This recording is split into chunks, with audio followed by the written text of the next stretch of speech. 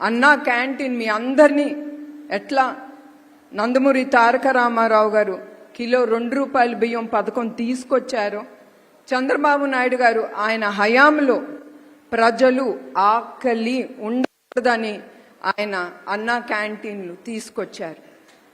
300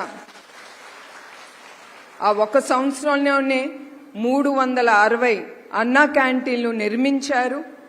ప్రతిరోజు 2,25,000 మంది భోంచేసేవారు నిరుపేదలు.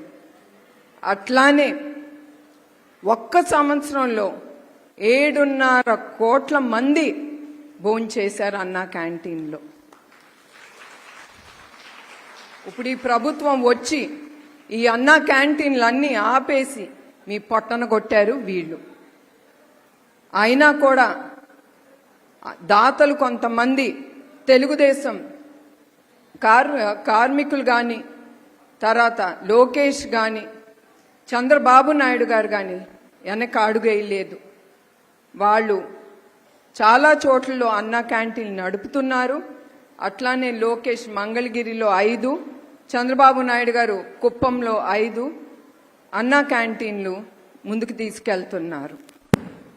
అట్లానే ఆ దాతలకి తెలుగుదేశం కార్యకర్తలు ఎవరు ముందుకొచ్చి అన్నా క్యాంటీన్ని తీసుకెళ్తున్నారో వాళ్ళందరికీ పేరు పేరున నా ధన్యవాదాలు. తర్వాత కార్మికులు కోసం బలంగా పోరాడే వ్యక్తి ఎవరు చెప్పండి మీరు? మీకోసం పోరాడే వ్యక్తి ఎవరు ఇక్కడ? చంద్రబాబు నాయుడు గారు. ఆయన నాయకత్వమే నాయకత్వం. ఒక కుటుంబం ముందుకెళ్ళాలంటే భర్త అవసరం. అట్లానే రాష్ట్రం ముందుకెళ్ళాలంటే నాయకత్వం అవసరం, నాయకుడు అవసరం. అది చంద్రబాబు నాయుడు గారు. ఆయన ఎప్పుడు ప్రజల కోసమే బ్రతికే మనిషి, కుటుంబం కోసం మాత్రం కాదు. నేను ఒకప్పుడు చాలా గొడవ చేసేదాన్ని నిజం గెలవాలి అనే ప్రోగ్రాం మొదలుపెట్టేటప్పుడు.